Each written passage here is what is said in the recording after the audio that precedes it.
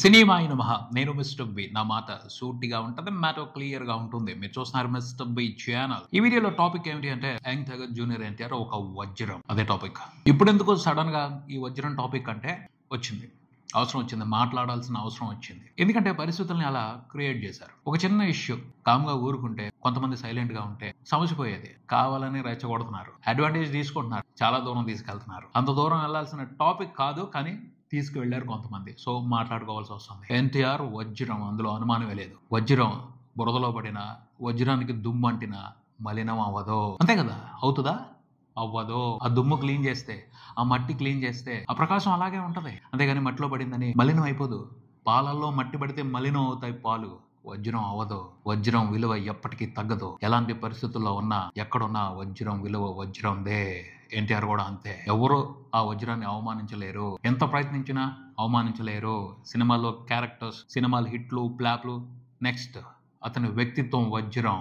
దాన్ని ఎవరు మలినం చేయలేరు, దాన్ని ఎవరు అవమానించలేరు. దాని విలువ ఎప్పటికీ స్ట్రాంగ్ గానే ఉంటది, పవర్ఫుల్ గానే ఉంటది. అసలు ఈ టాపిక్ కి కారణం ఏమిటి అంటే, ఆహాలో Balayya Babu unstoppable show Daaku Maharaaj team వెళ్ళారు. వాళ్ళ సినిమాను ప్రమోట్ చేసుకోవడానికి వెళ్ళారు. మంచిగానే నడిచింది ప్రోగ్రామ్ అంతా. కాకపోతే ఒకటే కంప్లైంట్, బాబీ డైరెక్ట్ చేసిన సినిమాలన్నిటి గురించి మాట్లాడారు. రవితేజ సినిమా గురించి, పవన్ కళ్యాణ్ సినిమా గురించి, వెంకీ మామ సినిమా గురించి, చిరంజీవి గారి సినిమా గురించి కూడా మాట్లాడారు. చివరికి డాకు మహారాజ్ గురించి కూడా డిస్కస్ చేశారు.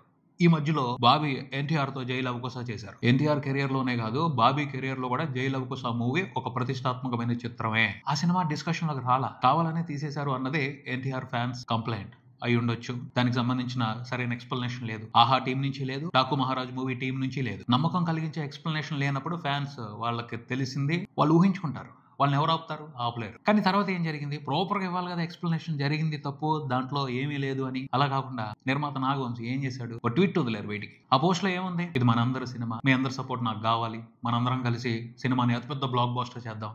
అంటే ఏంటి? తప్పు జరిగిందని అర్థమా? తప్పు జరిగింది, దానికి మేమేమి చేయలేకపోతున్నామని సంజయ్ ఇచ్చుకున్నాడు ఎన్టీఆర్ ఫ్యాన్స్ కి. అలాగే ఉంది. అంటే ఎన్టీఆర్ ని అవమానించారా ఆహా షోలో డాకు మహారాజ్ టీము బాలయ్య బాబుతో కూర్చొని అని అనుకోవాలా? అలాంటి అనుమానాన్ని కలిగించే విధంగానే ఉంది పోస్ట్ నాగవంశీది. అంతేగాని ఒక క్లియర్ ఎక్స్ప్లెనేషన్ ఇస్తున్నట్టు, వివాదాన్ని ఆపేస్తున్నట్టు అయితే లేదు. నాగవంశీ పోస్ట్ పెట్టకుండా ఉన్నట్టయితే ఫ్యాన్స్ కొంతవరకు సోషల్ మీడియాలో ఆవేశపడేవాళ్ళు, ఆ తర్వాత కామ్ అయిపోయేవారు, ఈజీగా సాల్వ్ అయిపోయేది. ఇప్పుడు వెబ్సైట్ పోస్టులకు వెళ్ళి ఎవరు అడ్వాంటేజ్ గా వాళ్ళు వాడుకుంటున్నారు ఈ ఇష్యూని. కొంతమంది కామ్ గా ఎన్టీఆర్ ఫ్యాన్స్ కి, బాలయ్య బాబు ఫ్యాన్స్ కి మధ్యన చిచ్చు పెడుతున్నారు. అది వాళ్ళ నైజం, వాళ్ళు చేస్తారు. కొంతమంది ఉన్నారు అలాంటి వాళ్ళు. అది ఓకే, ఎందుకంటే వాళ్ళు ఇలాంటి అవకాశం కోసం కాచుకుని కూర్చుంటారు.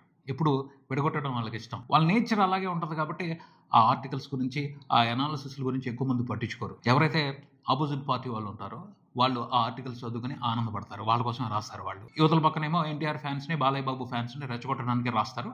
అది వాళ్ళ వ్యాపారం. కానీ ఒక పేజ్ ఉంది, వ్యాపారం లాగా పోస్ట్ చేయలేదు. ఎన్టీఆర్ మీద కోపాన్ని ప్రదర్శిస్తూ పోస్ట్ పెట్టింది. పర్సనల్ ఇంటెన్షన్ తో పెట్టింది. ఎన్టీఆర్ మీద ఆ వెబ్సైట్ కి సంబంధించిన పేజీలకి చాలా కోపం. తెలుగుదేశం పార్టీ కోసం వచ్చే ఎన్టీఆర్ పాటుపడటం లేదు, తన సపోర్ట్ తెలియజేయడం లేదు అన్న కోపం అలాగే రియాక్ట్ అవుతా ఉంటది ఆ వెబ్ పేజ్. సో పర్సనల్ ఎజెండాతో చిన్న విషయాలు దొరికినప్పుడు కూడా ఎన్టీఆర్ ని అవమానపరచడం కోసం అడ్వాంటేజ్ తీసుకుంటా ఉంటది. ఎన్టీఆర్ ఏంటంట, ఎన్టీఆర్ లేకపోతే ఏమవుద్ది, ఇలాంటి అర్థం వచ్చేలాగా పోస్టులు పెడుతుంది, అనాలిసిస్ చేస్తుంది. అలాంటి పోస్టుల మూలంగా సమస్య కూల్ గా సాల్వ్ అయిపోద్దా? ఇంకా పెరుగుద్ది కదా.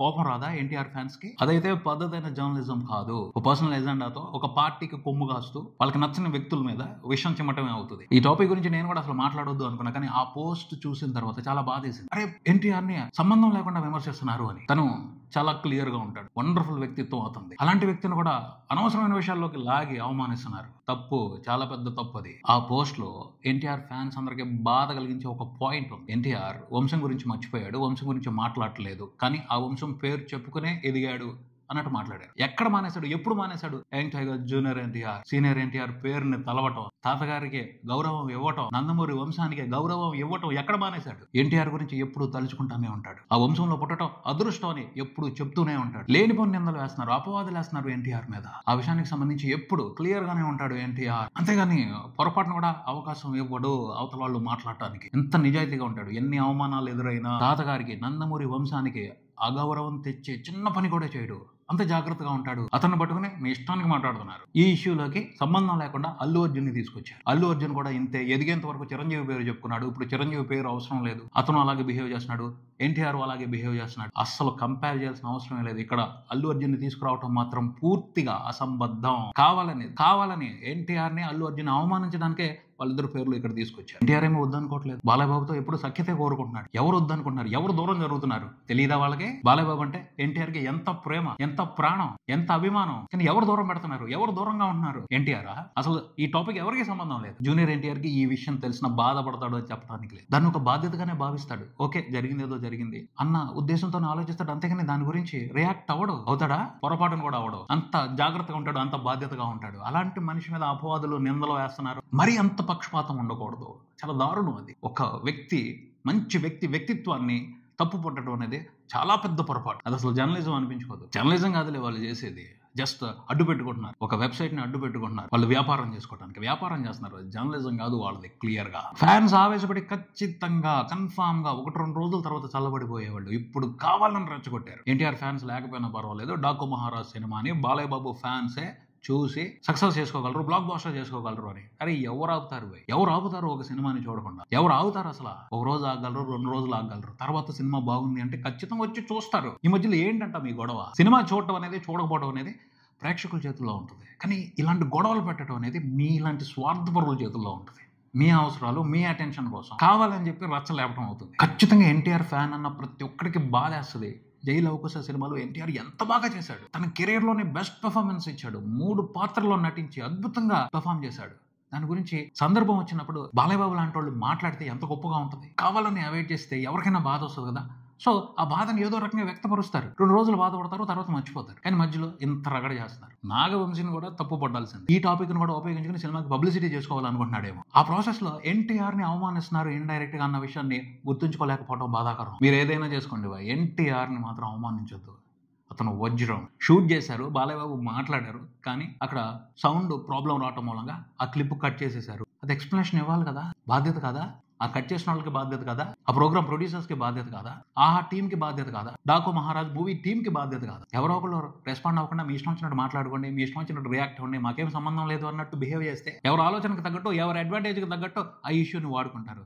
రోజులు బాగున్నాయా? ప్రతి విషయాన్ని ఎవరి స్వార్థం కోసం వాళ్ళు ఉపయోగించుకోవడానికే వెర్రిగా ఎగబడుతున్నారు. సమస్య ఏదైనప్పటికీ ఎన్టీఆర్ ని అవమానించడం మాత్రం కరెక్ట్ కాదు. ఈ విషయాన్ని అందరూ ఖండించాలి. ఎన్టీఆర్ ఫ్యాన్స్ ఈ విషయాన్ని ఖండించండి. అక్కడ జరిగిందని మర్చిపోండి, దాని గురించి పట్టించుకోవాల్సిన అవసరం లేదు. ఎన్టీఆర్ తనకు జరిగిన అవమానాలనే మాటలతో తిరిగి రియాక్ట్ అవుతూ ప్రతీకారం తీర్చుకోడు. తన పనితో, తన శ్రమతో, తన ప్రతిభతో, తన సక్సెస్ తో తనకు వచ్చే అవమానాలన్నిటికీ సమాధానాలు చెప్తాడు. అది అందరికీ తెలుసు, ఎన్టీఆర్ ఫ్యాన్స్ అందరికీ తెలుసు. సో బాధపడాల్సిన అవసరమే లేదు. హీఈస్ కింగ్, హీఈస్ లయన్, తను ఒక డైమండ్, ఏమాత్రం ప్రతిష్ట తగ్గని అత్యంత విలువైన వజ్రం ఎన్టీఆర్. ఈ విషయాన్ని ఎన్టీఆర్ ఫ్యాన్స్ గుర్తుకు తెచ్చుకుంటే ఎన్ని అవమానాలనైనా ఊది పారేస్తారంతే.